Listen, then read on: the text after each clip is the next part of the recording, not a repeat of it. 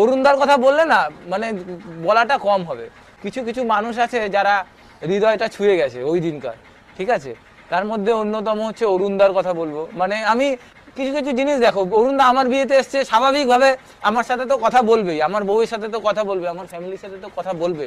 তার পাশাপাশি কিছু কিছু জিনিস, ধরো এই যে গেটে ঢোকার সময় দুটো যে দারোয়ান দাঁড়িয়েছিল, তাদের সাথে যে এসে কথা বলা, নর্মালি লোকে কিন্তু করে না। ইভেন আমার বিয়েতে হয়তো আমিও কথা বলতে পারিনি, কিন্তু তারা তো আমার কাছে এসেছিল, তারা তো আমার বিয়েতে কাজ করেছে এসে, কিন্তু যে তাদের সাথে কথা বলা, তারপরে অনেক প্রতিকূলতার মধ্যে দিয়ে অরুণদা আসা।